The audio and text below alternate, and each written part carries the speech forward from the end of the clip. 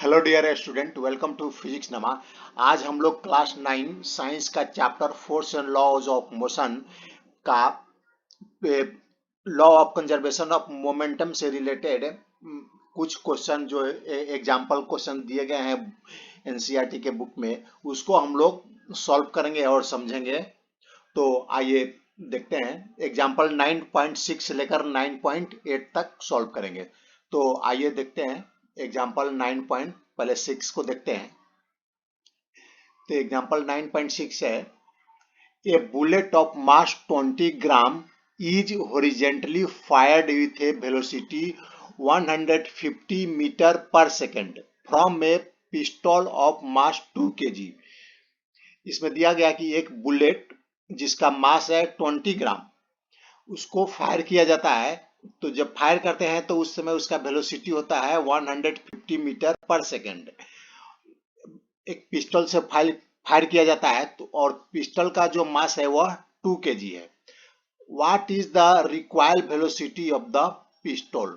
तो हमें पिस्टल का रिक्वायर्ड वेलोसिटी मालूम करना है। रिक्वायर्ड वेलोसिटी क्या होता है, आइए हम लोग देखते हैं। जब हम पिस्टल से फायर करते हैं, देखिए यहाँ पर एक पिस्टल है और एक बुलेट को फायर किया गया। तो आइए इसको गौर से दोबारा देखिए। देखिए जब हम पिस्टल से फायर करते हैं तो बुलेट आगे की डायरेक्शन में जा रही है, लेकिन ये जो पिस्टल है थोड़ा सा ये पीछे के डायरेक्शन में भी आ रही है। तो इसको हम लोग रिक्वायर्ड वेलोसिटी बोलेंगे। तो इसको ही हमें निकालना है कि जो पिस्टल जो पीछे की तरफ आ रही है उसका वेलोसिटी क्या है। तो हम इसमें क्या करेंगे, law of conservation of momentum को अप्लाई करेंगे। तो law of conservation of momentum इस चैप्टर में जो वीडियो है फिजिक्स नमा पर आप देख सकते हैं, law of conservation of momentum से रिलेटेड वीडियो। तो उसमें आपको उसका कंसेप्ट आपको क्लियर हो जाएगा।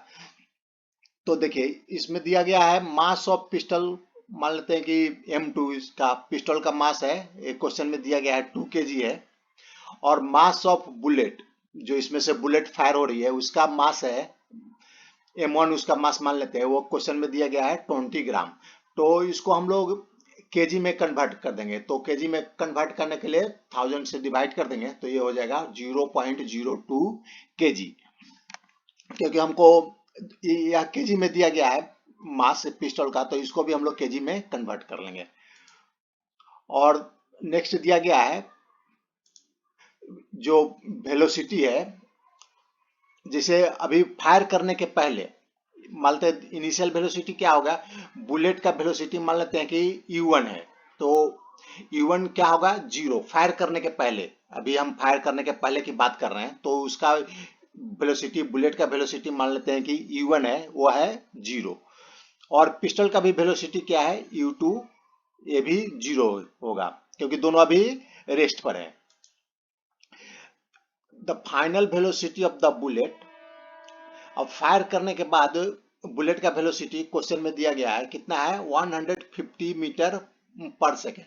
और इसको हम लोग प्लस ले रहे हैं। प्लस क्यों ले रहे हैं, क्योंकि अगर मानते कि हम स्ट्रेट लाइन में कोई बॉडी मोशन कर रहा है तो हम किसी एक डायरेक्शन को प्लस कंसीडर करते हैं। मानते कि लेफ्ट से राइट को हम लोग प्लस से पॉजिटिव डायरेक्शन मानेंगे, तो उस अगर उसी स्ट्रेट लाइन पर अगर राइट से लेफ्ट को निगेटिव डायरेक्शन कंसीडर करेंगे। तो यहाँ पर बुलेट लेफ्ट से राइट जा रही है, इसलिए हम लोग इसको पॉजिटिव मानेंगे।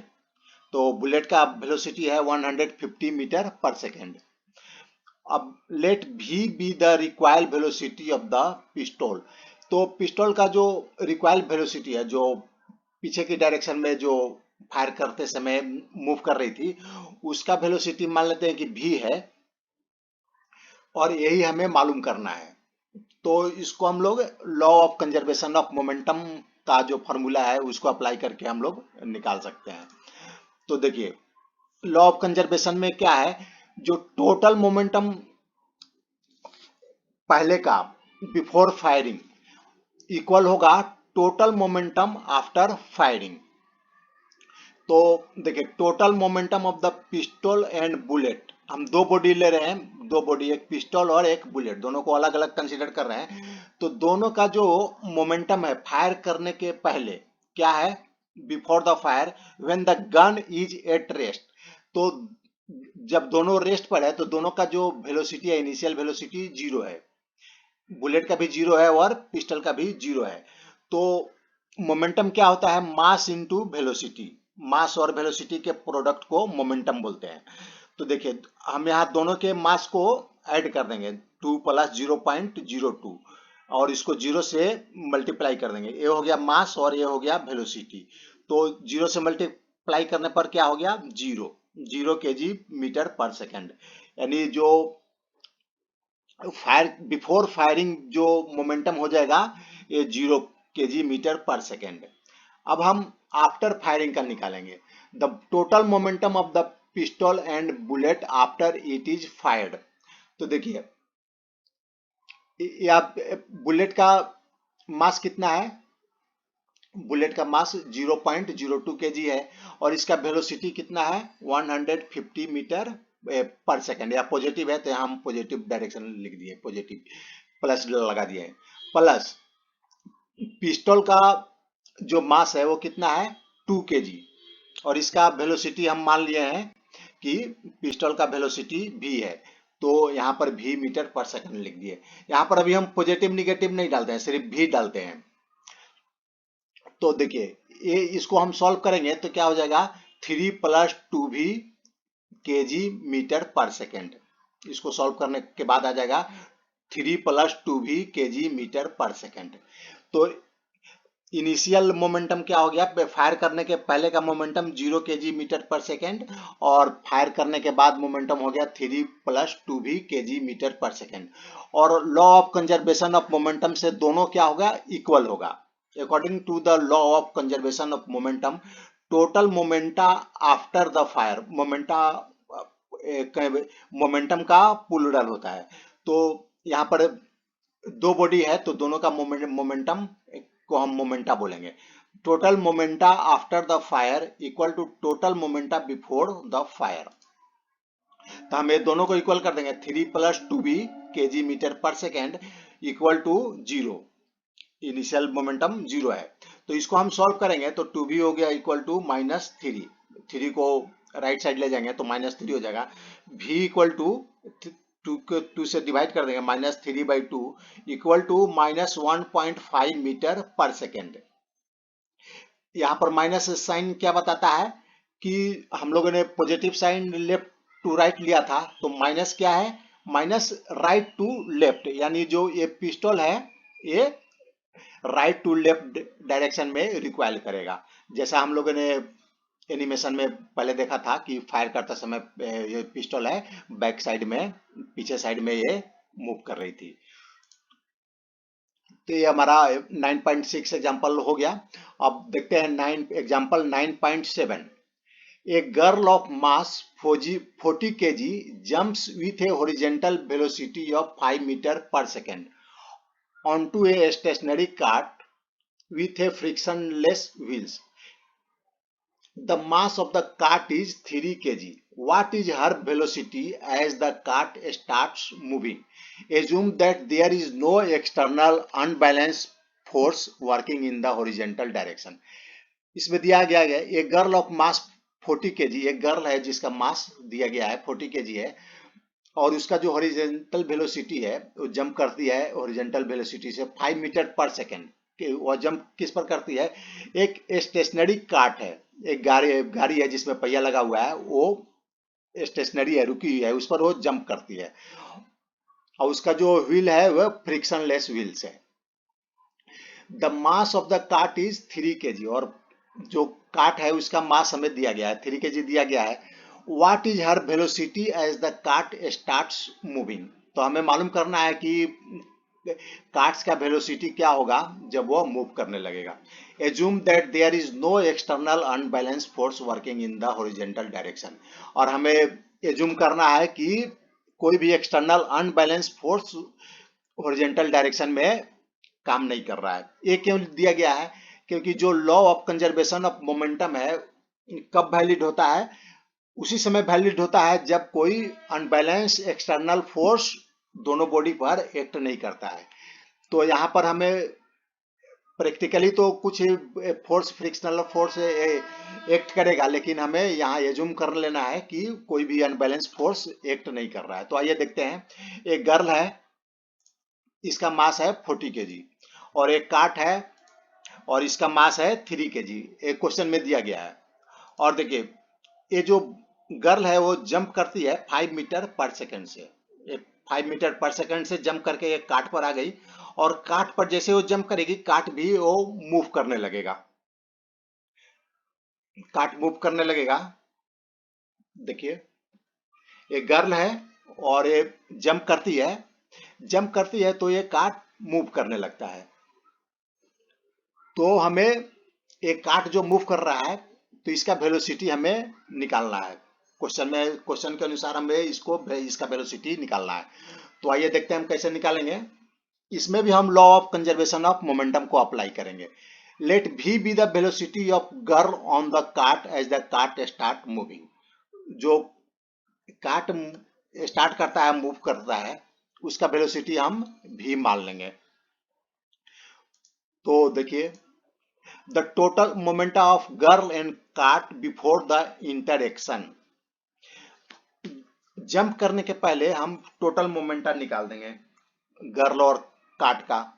तो देखिए, गर्ल का हमें मास दिया हुआ है 40 केजी, और उसका वेलोसिटी दिया हुआ है 5 मीटर पर सेकेंड। तो मोमेंटम क्या होता है? मास और वेलोसिटी का प्रोडक्ट होता है। मास और वेलोसिटी को मल्टीप्लाई कर देंगे तो वो मोमेंटम निकल जाएगा। तो गर्ल का हो जाएगा 40 केजी मल्टीप्लाई 5 मीटर पर सेकेंड, और इसमें ऐड कर देंगे काट का। तो काट का कितना है? 3 केजी उसका मास है, और वेलोसिटी 0। वो तो जब जंप करती है उसके पहले वो तो रेस्ट पर था काट, तो उसका वेलोसिटी 0 है। तो इसको हम सॉल्व करेंगे तो हो गया 200 केजी मीटर पर सेकेंड। अब हम जब गर्ल काट पर जंप कर लेती है तो उस समय जो वेलोसिटी है वो हम लोगों ने मान लिया है, काट का वेलोसिटी गर्ल के साथ कितना रहेगा? v metre. तो हम अब मोमेंटम निकालते हैं। जब गर्ल काट पर जंप करती है और काट मूव करने लगती है, उस समय मोमेंटम निकालते हैं। तो उस समय मोमेंटम निकालेंगे तो गर्ल और काट है सेम, उसको एक ही बॉडी मान लेंगे। तो दोनों का जो टोटल मास हो जाएगा 40 प्लस 3, 40 गर्ल का और 3 काट का, तो 43 हो जाएगा दोनों का मास। और हम लोग वेलोसिटी, दोनों का वेलोसिटी सेम वेलोसिटी से दोनों मूव कर रहा है, तो v मीटर पर सेकंड जो हम लोगों ने कंसीडर किया था। तो ये दोनों को मल्टीप्लाई कर देंगे तो जंप करने के बाद मोमेंटम मालूम चल जाएगा। तो ये हो जाएगा 43 v केजी मीटर पर सेकंड। तो अब हम law of conservation of momentum के अकॉर्डिंगली दोनों को हम इक्वल कर देंगे। According to the law of conservation of momentum, the total momentum is conserve during the interaction. तो जो इनिशियल मोमेंटम है उसको हम लोग फाइनल मोमेंटम के इक्वल हो जाएगा। तो 43 भी जो फाइनल मोमेंटम है इक्वल हो जाएगा। इनिशियल मोमेंटम कितना था? 200 केजी मीटर पर सेकेंड। तो इससे हम v निकाल लेंगे। v निकाल लेंगे तो 43 से डिवाइड कर देंगे 200 को, तो ये आ जाएगा प्लस 4.65 मीटर पर सेकेंड। यहाँ प्लस आ रहा है, यानी काट किस डायरेक्शन में जाएगा? लेफ्ट टू राइट, यानी जिस डायरेक्शन में गर्ल ने जंप मारा था उसी डायरेक्शन में काट भी मूव करेगा। तो ये हमारा हो गया एग्जाम्पल 9.7। अब हम एग्जाम्पल 9.8 की तरफ बढ़ते हैं। Two hockey players of opposite team while trying to hit a hockey ball on the ground collide and immediately become entangled। दो हॉकी प्लेयर्स है अपोजिट टीम का, और दोनों एक बॉल को हिट करने के लिए जाते हैं, तो दोनों कोलाइड करते हैं, यानी दोनों में टक्कर होता है, और दोनों एक दूसरे में इंटेंजल हो जाते हैं, यानी फंस जाते हैं। One has a mass of 60 kg, जो पहला प्लेयर है उसका मास 60 केजी है, and was moving with a velocity 5 metre पर सेकेंड। और वह जो कोलाइड करने के पहले वह मूव कर रहा था, उसका वेलोसिटी 5 मीटर पर सेकेंड था। while the other has a mass 55 KG, और दूसरे का मास 55 केजी था, और was moving faster with a velocity 6 meter पर second towards the first player, और 6 मीटर पर सेकेंड से पहले प्लेयर की तरफ वो मूव कर रहा था। in which direction and with what velocity will they move after they become entangled? तो हमें मालूम करना है कि किस डायरेक्शन में और किस वेलोसिटी से वो दोनों मूव करेंगे। दोनों एक दूसरे में फंस गए हैं, तो वह एक साथ किस डायरेक्शन में और किस वेलोसिटी के साथ मूव करेंगे आपस में टकराने के बाद। Assume that the frictional force acting between the feet of the two players and ground is negligible। यहाँ क्या बोल रहा है कि हमें एज्यूम कर लेना है कि फ्रिक्शनल फोर्स दोनों के पैरों के बीच का और ग्राउंड के बीच का निग्लिजिबल है। ये क्यों बोल रहा है? क्योंकि हमें यहाँ पर अप्लाई करना है law of conservation of momentum. अब जब हम law of conservation of momentum कब वैलिड होता है? जब कोई unbalance force, external unbalance force body पर अप्लाइड नहीं होता है, एक्ट नहीं करता है। तो इसलिए हमें यह कंसीडर कर लेना है कि फ्रिक्शनल फोर्स दोनों बॉडी और प्लेयर और ग्राउंड के बीच में एक्ट नहीं कर रहा है। तो आइए देखते हैं, ये फर्स्ट प्लेयर है और ये सेकेंड प्लेयर है। इसका मास दिया हुआ गया है 60 केजी, और इसका जो वेलोसिटी है टकराने के पहले 5 मीटर पर सेकेंड। ये इस डायरेक्शन में जाएगा तो लेफ्ट से राइट जाएगा, तो हम लोगों ने पॉजिटिव इसका वेलोसिटी मान लिया है।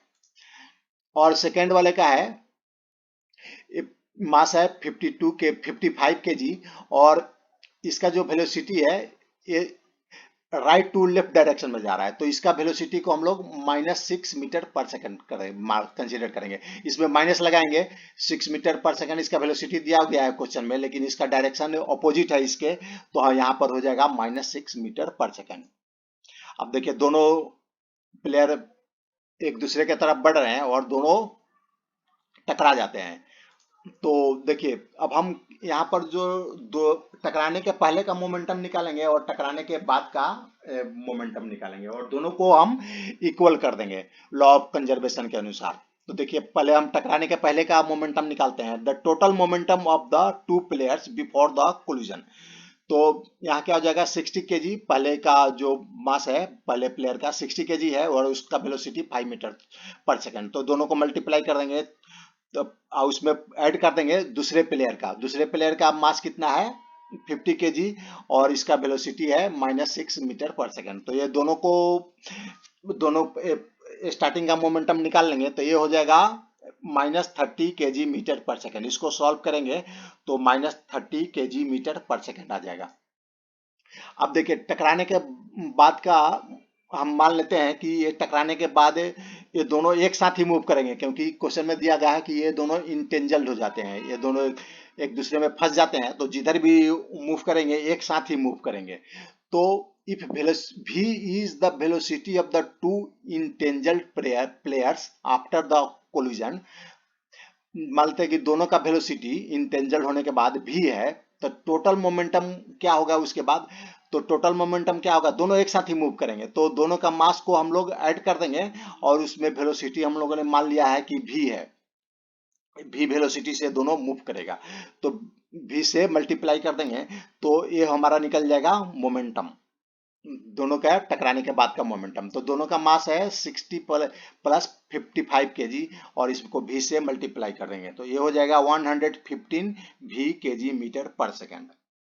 अब देखिए हम एक in accordance with the law of conservation of momentum, तो इसके अनुसार क्या होगा, जो दोनों का मोमेंटम टकराने के पहले और टकराने के बाद का जो मोमेंटम होगा वो इक्वल होगा, क्योंकि यहाँ पर एक्सटर्नल फोर्स हम लोगों ने क्या निग्लिजिबल कंसीडर किया है। तो 115 भी इक्वल टू हो जाएगा -30, ये -30 आया था टकराने के पहले का मोमेंटम, तो ये इसे हम भी निकाल लेंगे, तो भी हो जाएगा -30 डिवाइडेड बाई 115 को राइट साइड ले जाएंगे तो डिवाइड हो जाएगा, तो ये इक्वल हो जाएगा -0.26 मीटर पर सेकेंड। यानी टकराने के बाद ये दोनों एक साथ मूव करेंगे, और किस डायरेक्शन में मूव करेंगे? देखिए यहाँ पर क्या है, निगेटिव साइन है, निगेटिव साइन है, यानी हम लोगों ने positive left to right consider किया था और निगेटिव राइट टू लेफ्ट, तो ये राइट टू लेफ्ट डायरेक्शन में मूव करेंगे, और इसका जो वेलोसिटी होगा इन दोनों का एक साथ ही मूव करेंगे तो इनका जो वेलोसिटी का मैग्नीट्यूड होगा 26 मीटर पर सेकेंड। अब देखिए दोनों टकराने के बाद एक साथ 26 मीटर पर सेकेंड से राइट टू लेफ्ट में ये मूव करने लगते हैं। तो हम लोगों ने इसको पहले नहीं दिखाया था क्योंकि हमें मालूम नहीं था कि किस डायरेक्शन में ये दोनों मूव करेंगे। तो अभी हमें मालूम चल गया कि ये निगेटिव डायरेक्शन है, तो ये राइट टू लेफ्ट डायरेक्शन में मूव करेंगे। तो ये आपको वीडियो अगर पसंद आया होगा तो इसे लाइक करें, शेयर करें। Thanks for watching.